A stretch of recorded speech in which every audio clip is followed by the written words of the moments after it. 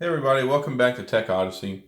So today I'm here with a bit of an exciting comparison video that I think quite a few people might be interested in. I'm doing a comparison video between the BlackBerry KEY2 and the KEY2 LE. In no particular order, because you can see the boxes are kind of side by side there. Now, I bought the KEY2 LE a couple weeks ago. I've been using it for my daily driver. I've really enjoyed it. I enjoyed having a keyboard much more than I thought I was going to enjoy having a keyboard again because I haven't had one for a while. And I went ahead and switched over to using the BlackBerry again. Well, after using it for about 2.5 weeks, I realized it does have a little bit, it does have a few shortfalls for me because I'm a very engaged user with my phone. I'm what I would consider a power user. I'm doing tons of stuff on my phone. I need the resources. So I needed the more powerful processor and the extra RAM. But for a normal person, I think the KEY2 LE will be perfectly fine. Now, I'll go ahead and, as you can see here on the front, I have the Atomic Red Edition. They also have a champagne color and the Slate Gray. You do pay a premium to get the red or the champagne. It's $4.99 versus the $4.49. Both of them in the United States, at least the Best Buy model on the KEY2 LE comes with 64 gigabytes of storage. So does the KEY2. So we'll look at the back here and we'll discuss some of the different stuff. And I do have the phones out of the boxes already because, of course, I've been using them. So both of them have the 4.5-inch IPS 1620 by 1080 screen on them, 433 pixels per inch. It's 433 on the KEY2 LE. Somehow it comes out to 434 on the 2. On the LE, it's got the 8-core 64-bit Snapdragon 636, which is no slouch, but it's not the more powerful processor that the KEY2 has, which is the Snapdragon 660. Key differences here, you get more power and productivity out of the 660. It gives you better top-line performance, but for day-to-day stuff, the 636 works perfectly fine. Now the cameras. Both of them have dual cameras on the back. Now the KEY2 has a leg up. It has dual 12 megapixel cameras. It's got a wide lens and a telephoto. And then on the KEY2 LE, it's got the dual camera setup, but it's a 13 megapixel and a 5 megapixel, but it's not as good as the setup on the KEY2. They both have an 8 megapixel front facing camera. Both of them have 64 gigabytes of internal storage. Now the KEY2 has a 3500 milliamp battery, which is really good. The KEY2 LE has a 3000, which is good, and it's not as much of a drop-off as you would think because the processor is lower power consumption, so it does stretch it out a little bit farther than you would think. They're both running Android 8.1, both have 4G LTE unlocked, all that good stuff.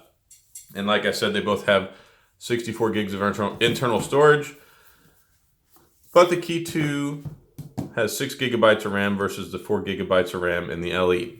So let's get the boxes out of the way. And here are the phones. I'll put them in order of boxes. So here we have the KEY2 LE and we have the KEY2.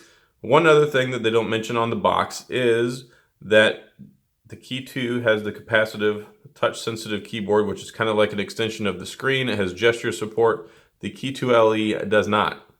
It's just your plain Jane, typical, normal, regular, everyday BlackBerry keyboard. Now, that's not saying that it's an inferior keyboard because actually I kind of like the KEY2 LE keyboard in some ways more than I like the KEY2 keyboard, but it is nice having the gestures, but you're going to be paying an extra price for that.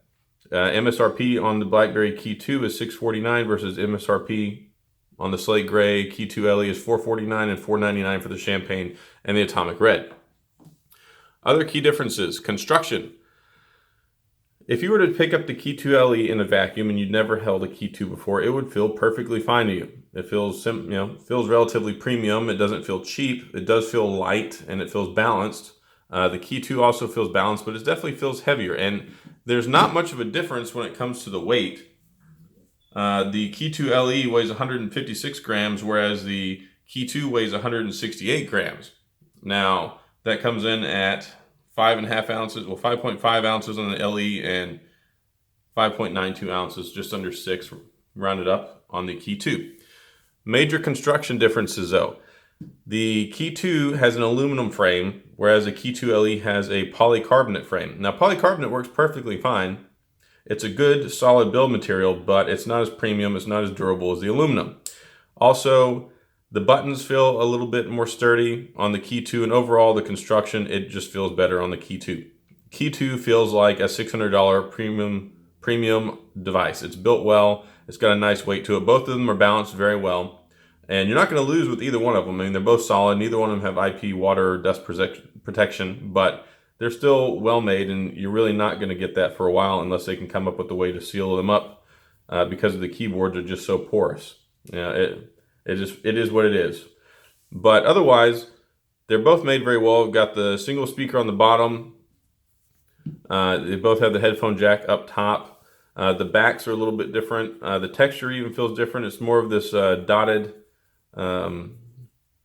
dimpled, I guess, texture on the back of the KEY2 versus this more grid-like dimple pattern on the back of the KEY2 LE.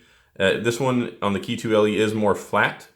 This one feels raised up. So if you want to look here, oops.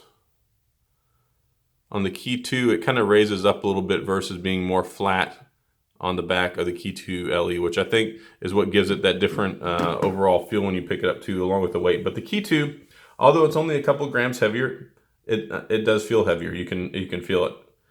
The space bar is a little bit bigger on the KEY2 versus on the LE. Other fundamental differences with the keys. The keys are a little bit more raised up on the KEY2 versus the LE, I believe. And it's also the keys are 10% larger. Now, whenever they came out with the KEY2 over the KEY1, there was a size comparison difference. The buttons are 20% larger than the KEY1 on the KEY2. On the KEY2 LE, the keys are 10% larger than the KEY1, but they're also 10% smaller than the KEY2. They both kind of have the matte appearance and feel to them, and it's nice. And like I said, they feel a little more flat on the LE, but overall the typing experience is enjoyable. I do give a little bit of a build quality leg up to the LE versus the 2, mostly because of the space bar, because on the space bar, the space bar is uniform with the rest of the buttons as far as sensation, tactile feedback, and all that stuff with the LE. On the KEY2, they are a little bit more clicky. It's got a bit more high-pitched click, but when it comes to the space bar, here's space bar on the LE, here's space bar on the KEY2. So there you go. Also, the KEY2, the fingerprint sensor is less reliable that I found than the KEY2 LE. This is the second KEY2 that I've owned, and the space bar was the same. I had complaints with as far as the accuracy on the fingerprint sensor.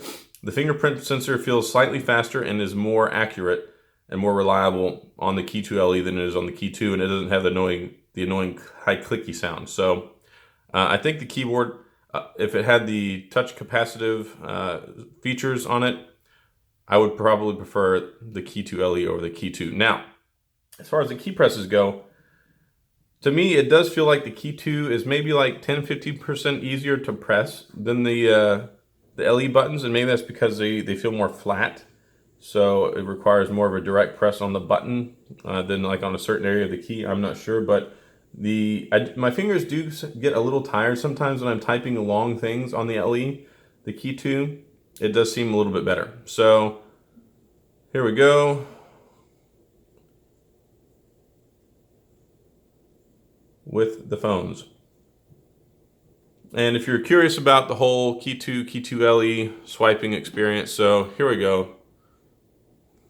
This is the BlackBerry KEY2 LE. So that's fine and dandy, but if you want to erase it, you're doing a whole lot of holding or pressing the backspace button.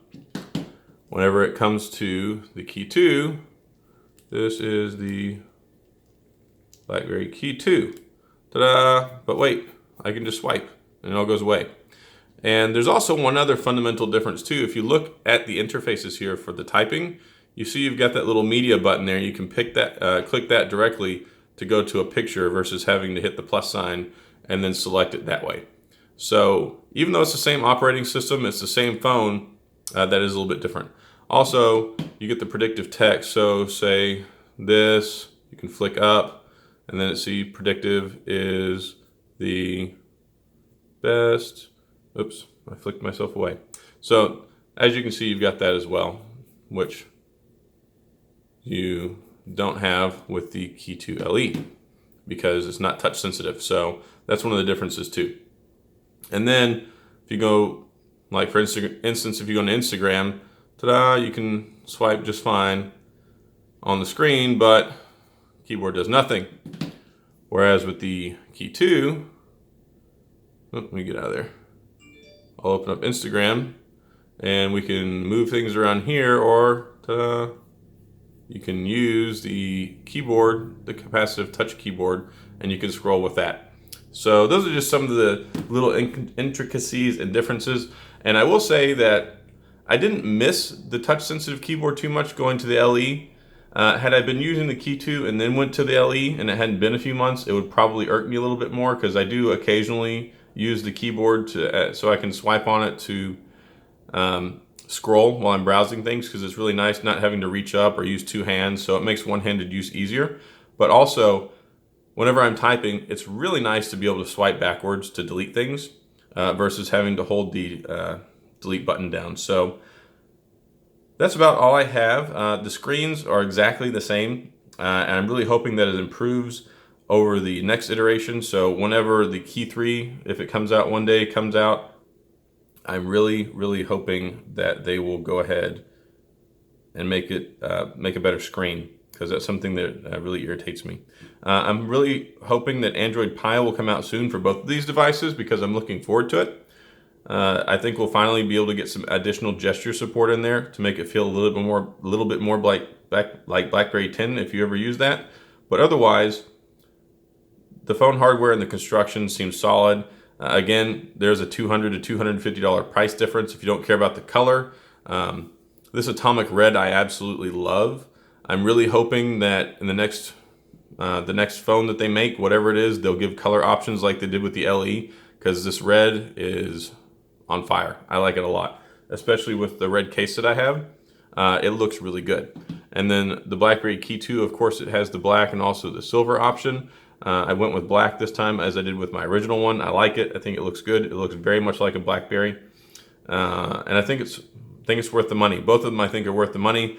I wish, and I'm really hoping that what they'll do next time, instead of making a light edition and a regular edition, is I hope they'll make one with the same components, but make one with like the touch sensitive keyboard and one without. So if that saves maybe like $100, $150, it might be worth the difference, because I really don't think paying $649 is going to draw a lot of new customers in to get the BlackBerry.